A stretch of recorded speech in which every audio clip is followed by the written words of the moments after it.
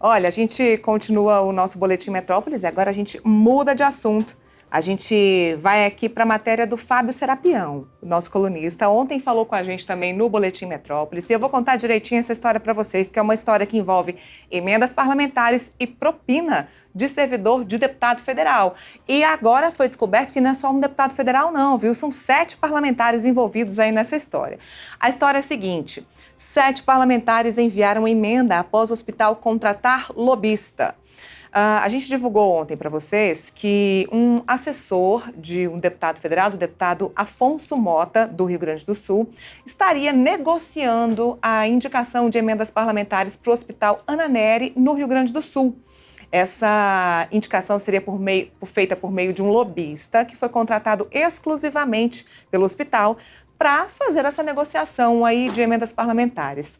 Só deste deputado específico, Afonso Mota, foi enviado um repasse de R$ 1 milhão para esse hospital Ana Nery.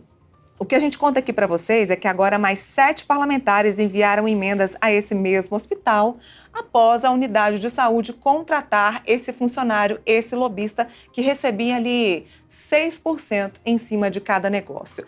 Os documentos coletados pela Polícia Federal mostram que em dezembro de 2022, o hospital contratou essa espécie de lobista, que é o Cliver Figgenbaum. Em notas fiscais, consta, inclusive, que o objetivo dele era captar emendas parlamentares. A contratação está no centro da operação da Polícia Federal, chamada de Emenda Fest, que cumpriu mandados de busca e apreensão nessa quinta-feira, envolvendo principalmente esse primeiro deputado que eu falei para vocês, Afonso Mota. Não há investigação ainda correndo em torno de nenhum parlamentar, viu, gente? É em torno mesmo do assessor parlamentar. Isso foi parar no Supremo Tribunal Federal porque o assessor é assessor de um deputado federal que tem foro privilegiado. Como eu disse, o caso não tem parlamentares investigados, mas o ministro Flávio Dino, que é o relator deste caso no Supremo Tribunal Federal, determinou que todos esses parlamentares, os 7, sejam investigados para saber a respeito desses repasses a esse hospital específico. Bom, o deputado Afonso Mota, o primeiro citado no caso, se manifestou, disse que iria demitir o seu assessor. O levantamento feito pela coluna do Fábio Serapião, aqui do Metrópolis, foi vasculhar lá o portal da Transparência e descobriu que outros 5 deputados e 2 senadores também estariam fazendo repasses para esse hospital. Repasses que ainda não foram pagos, ou seja, eles estão apenas empenhados, os valores ainda não foram pagos, mas todos feitos a partir de 2023 e 2024, ou seja, depois que a empresa desse funcionário, desse lobista, o Clever, foi contratado. Bom, aqui na matéria do Portal Metrópolis, a gente tem o nome de todos os parlamentares. Eu vou citar aqui para vocês, vocês vão entender o porquê. O primeiro deles, o senador Hamilton Mourão, que teria repassado o maior valor, empenhado, que não foi pago ainda, o maior valor de R$400 mil. Paulo Paim, Pompeu de Matos, Maria do Rosário, Afonso Mota, que a gente já falou, Bom Gás e Bibo Nunes, todos eles deputados e senadores pelo Rio Grande do Sul. Questionados pela coluna sobre esses empenhos, os deputados se manifestaram. Olha, o deputado Bibo Nunes disse que enviou o dinheiro para o hospital depois de ter recebido uma visita que ele não sabe de quem foi. Recebeu uma visita de uma pessoa, ele diz que não conversa com lobistas, com intermediários, mas que recebeu uma visita da pessoa e que empenhou um dinheiro, então, para esse hospital específico. Já Hamilton Mourão, que é ex-vice-presidente da República, agora é senador pelo Rio Grande do Sul, diz também não estar envolvido em nada e que só repassa recursos em contatos diretos com a prefeitura. Diz também que não conversa com intermediários. Já Maria do Rosário afirma que o pedido da emenda veio por meio da bancada do PT para pagamento, custeio de novos equipamentos e materiais para o Hospital Ana Nery.